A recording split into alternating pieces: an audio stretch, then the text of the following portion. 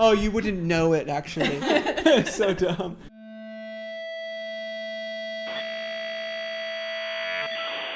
So this is Dev for Horizon Press. I'm here with Zac Farro, aka Halfnoise.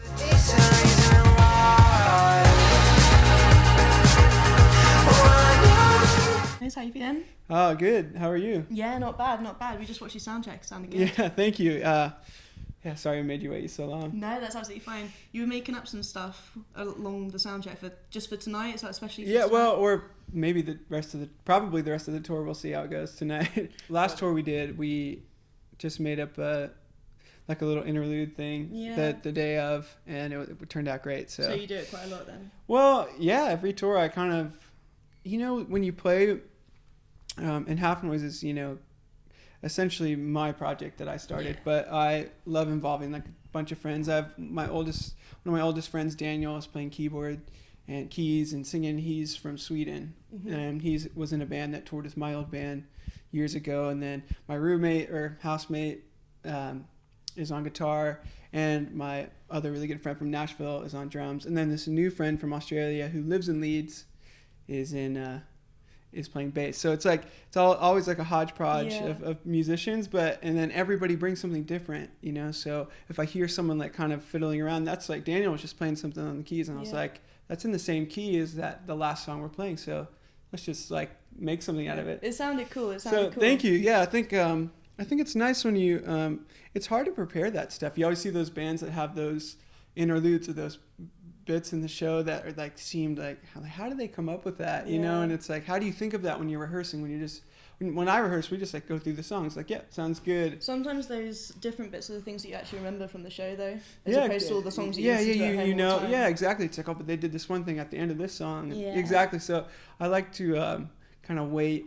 It's a little last minute, and sometimes it doesn't happen, but I like to wait kind of till we're all kind of jamming as a band to see what comes out of it. Yeah, because I feel like Halfnoise is pretty progressive anyway, because with Sudden Feeling I felt like it was a completely different vibe to Volcano Crow anyways, but like that it felt quite natural. Like, was that like an intended progression, or did it just happen?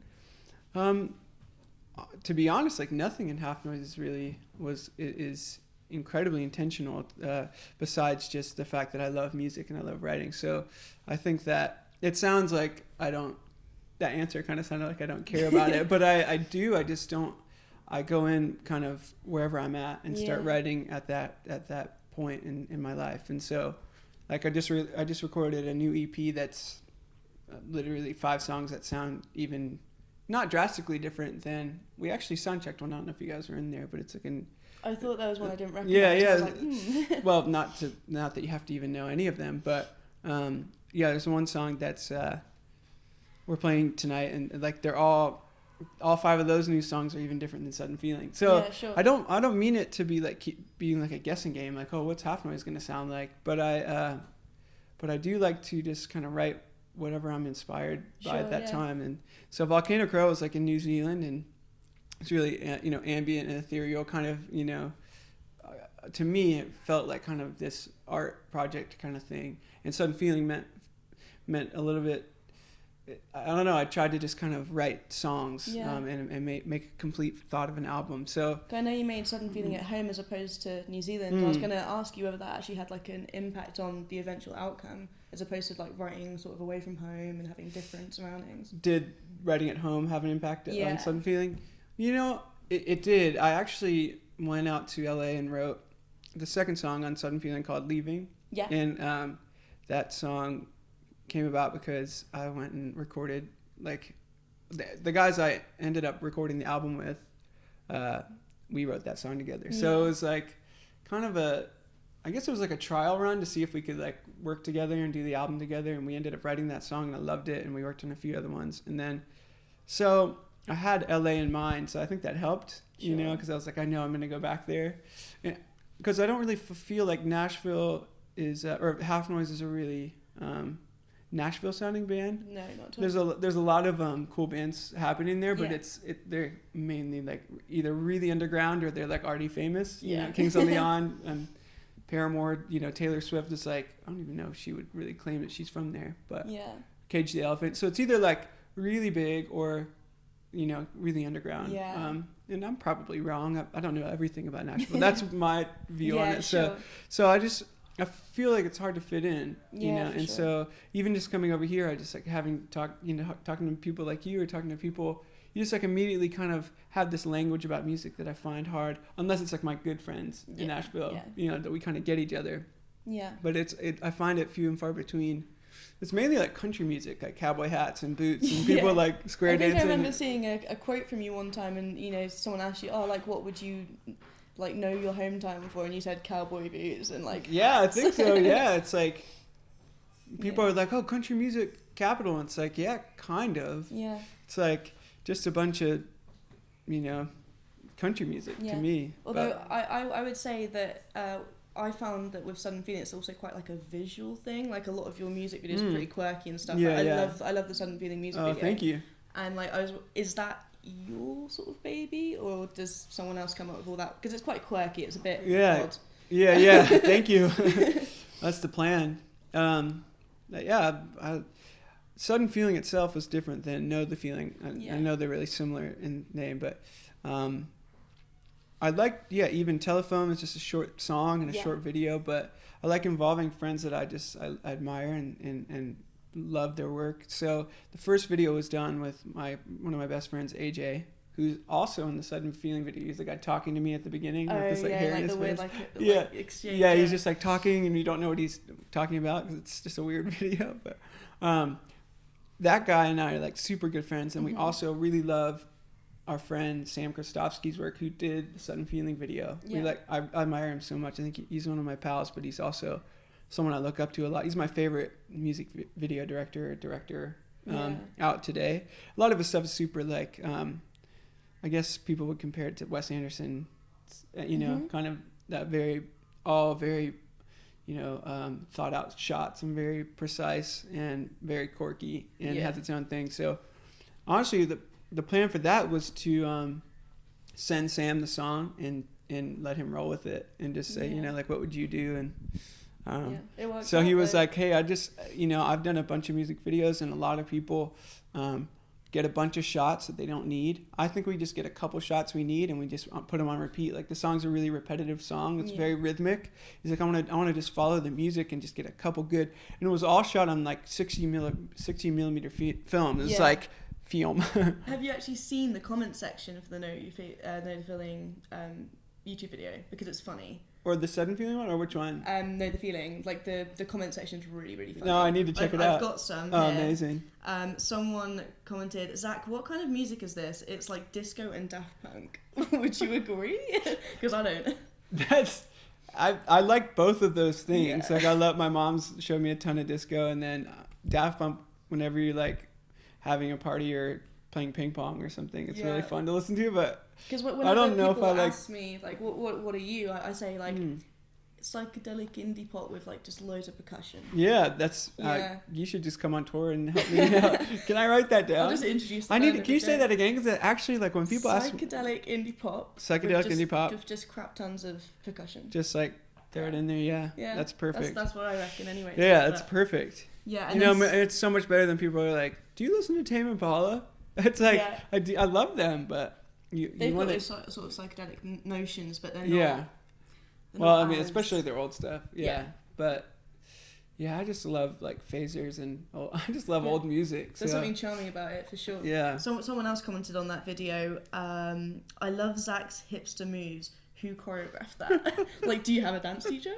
Or is it all just you? No, actually, Haley from my old band like taught me years ago how to do a few, like I didn't even do this in the music video, but taught me how to do like the sideways moonwalk. Haley's really good at dancing. Yeah. And she also taught me how to do like this Michael Jackson lean thing. I'm still not good at it. Fall over every time. If you don't pull that out tonight, like, why did I come? I dance for sure, but I don't know if I can do that. Especially when there's like carpet on stage.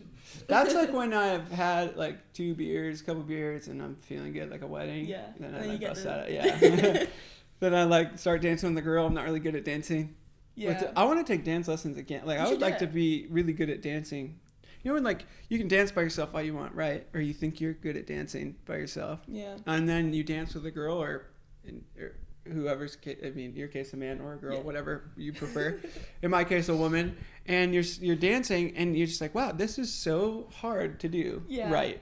And it's like, I feel like I'm the man when I dance by myself, and then you start dancing with somebody, and you're like, wow, I feel like an infant. Yeah. It's super hard. It's easy to get into a full sense of security with dancing, and then you do it with someone else and realize that you're it's rubbish. A whole different thing. Yeah. So all that to say, no, I didn't get any lessons, and there was they were just I just had that like shaker in my hand and was just dancing around. I don't know. We've actually got some questions from Twitter now. Great. Like lots of fans tweeted in. Eleanor asked, is vocals always something you've wanted to do? Because obviously you've transitioned from drums. Yeah, well, to be honest, vocals, what was her name? Eleanor? Eleanor, yeah. I really like that name. Do I answer like to Eleanor or just to you? Just one. Yeah. Well, she's Eleanor, yeah, hopefully she does. If you're watching, Eleanor. To be honest, not really, because when I was in Paramore, Haley was and still is the best singer I know. So I didn't really think, I had my place, and I had, I played the drums, and I was super happy with that. And then when I started writing Halfnoise stuff more seriously and kind of really digging into that, I realized that I'd like to sing on it, because I didn't want anybody else to. It was my project, and it was really kind of my, outlet. Do you think that like 15-year-old Zac Farro would believe that like 10 years later, 10, 11 years later, you're sat here? That's funny, huh? And like playing places. I remember being in places like this with Paramore. Yeah. Like just went to like Top Man or something and got like a new jacket because we didn't have that back in America. Yeah. That's great. I haven't thought about that until now, actually. Yeah, like probably crazy. Yeah, no, I did not think that. I mean, to be honest, I did write some stuff on GarageBand and had these like old demos, but I never thought I would like ever sing in front of anybody. Yeah. Let alone release records. And I have to say, it was a pleasant surprise when you came out with stuff, and I was like, wait, he's singing? Yeah. Because I knew you were going to do stuff with Josh for a while. Yeah. But then I don't think, because like nothing American didn't quite. But that nothing really panned out with that. And then we both felt suited to do our own things, just with timeline and life and, whatever. But, it's so funny because I didn't ever plan on doing that. And then people would like comment on a song that I'd post and be like, who's singing? And I'd be like, well, I put it out. Like, it just feels weird to be like, hey, that's me. So, I kind of just let people figure it out. Yeah. Well, Eleanor also wants to know, what's your favourite instrument to play other than drums? Or has it changed? Oh, you know what? I really love bass. I got this Hofner bass that Ryan's playing tonight, and it's if you don't know what a Hofner is, it's what Paul McCartney played. Yeah, it's the like Beatles one. Yeah, I commented on it. Yeah, it's like a violin bass, and somebody told me, this guy actually JMJ told me about flat wound strings, or maybe my friend Taylor did. I can't remember. One of those guys did from the Paramore record, and I was like, well, cool. I don't have any, and then I got some, and they like fixed my bass up, and it like changed my life. Yeah. And I don't know. I just started. It's like when you see a car that you want or something, or like I don't know. Then you start noticing it everywhere. Yeah, it's kind of like then you just start hearing bass lines everywhere, and I'm just like, man, bass lines are so important. And that's what I kind of started getting into. Like Sudden Feeling was like the doom doom doom doom, and I was like that was the kind of the last song I wrote on the album. For that album, so I was like, kind of left like, oh, I want to write more bass lines. So I'd have to say, sorry, that's a really long answer to say bass. Okay, cool. Now Lydia wants to know, who would Zac like to see covering a Halfnoise song? Oh, cool question. I have never thought about this. Yeah. I don't want them to, but all I can think about is Daft Punk, because we talked about that a little bit ago. That would be interesting. Yeah, I'm thinking of like this Afrobeat band, because I feel like that'd be so cool to hear some guys from Africa that are like amazing at like percussion to do this kind of very like fast guitar, kind of cover. Yeah. There's this band called Super Jata Band that I really like. They just do like and they do and it just like I love that kind of music because I love percussion, so it's just very repetitive. And you're like, whoa, this song's 13 minutes long, but by the end of it, you're like it's like you're in a trance because it's so good. If you have it in the background or whatever, I listen to it very loud. But I would probably say Super Jata Band, just because I think that'd be cool to hear. Like, it'd be cool to hear like Talking Heads do it or something, or the Beatles. But it's kind of like I want it to sound like very different. So probably them. Cool. I don't even know if they're still a band. So now this is a really important question. Okay. Kelsey Ray wants to know, where did you get the red beanie? I just got the infamous red beanie. Oh, I saw Life Aquatic and I loved that movie. Yeah. And then my friend Brandon and I just got some at Urban Outfitters. It's just that store. Oh, I was expecting something like, I got it in a vintage shop. Oh no, there are a ton, but I just had this one. I love it. There you go, Kelsey. You can get your red beanies. Now, these are some questions. Urban Outfitters, These are some questions that we ask everyone. Yeah. So you're away from home. You're in the UK now, away from America, away from New Zealand, everywhere.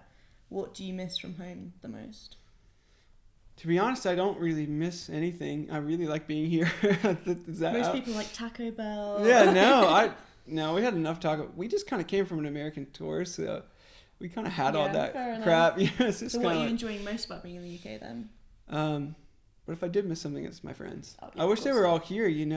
There's something that's so special about like being here, and they're like, "How's the tour going?" Like some of my best friends would text me today, especially because they all know they know that I'm with some of our dear friends that we don't get to see all the time from Sweden and the UK. It's like, and so that part I'm missing that for them, that I wish they were here. But there's something special that we have this time on our own, so it's a really cool thing. But what am I enjoying most about the UK? Have you had some good fish and chips yet? I have, yeah. When we got to London, we went. It was just this like massive. The three of us that flew over from America, landed in London, got the van, and went straight to Abbey Road because I just had never seen it, and Daniel, the keyboard player, calls me retro guy because I just love everything old. I have like 2 old cars from the 80s, and I just love, the Kinks and the Beatles and Rolling Stones. I just love that era of music and fashion and photography. I have like film cameras. Just find it like really. I think that comes through intriguing. in a lot of the sudden feeling like vibes as well. Again, in the music videos, that sort of stuff and comes even through. in the new stuff, and we're playing the song called French Class tonight. The new EP is very. I wouldn't say it's like. I wanted to stay away from people going like, "Wow, this is retro," but I wanted it to be really influenced. You can do the tones and stuff, and everybody can get like a 60s sounding guitar or drum sound. But I wanted to, like, when you listen to Beatles songs, there's something like timeless about them, even though they do sound like 60s or whatever. You could play them anytime, and it's like that, or on any instrument, and it'd be like, that's a good song. It doesn't have to just be retro, I think it was more of like this, the way they wrote and how you could hear all the words and you could like really relate to it. I think that was the goal, but I guess it is a little bit more 60s than new music, but I don't know. Sorry, I did an interview yesterday, and now I'm just like talking so much because I just like keep talking. Well, lastly, to just sum up, any bands that you're enjoying at the moment that we should watch out for this year? That's a good question. So, of course, this is like so dumb, but like, this is the band that I've been listening to so much, and they're so hard to pronounce because they're a German band. Okay. We'll like flash it on the screen. Do you want me to? Yeah, no, but I'll. Klaus Johann Grob. Klaus. Johann? Oh, Johann? Klaus Johann Grob. Yeah. Yeah. Sounds nice, huh? That's cool. It's all in German as well. It's a little like LCD sound system. Yeah, that's cool. Like really dance nice. I like that. Sorry, that sounds like super like I don't know, pretentious of me. Like, but like I think that sounds really picking cool. up a record you can't pronounce. Oh, you wouldn't know it actually. It's so dumb. That's literally me when people ask what I listen to. Yeah, it's like, oh, you've never heard of it. I don't mean to be like that, but I'm just like that. I heard it at a burger place in Nashville, and I was like, this is amazing. It's like, that's the most hipster way to find a band ever.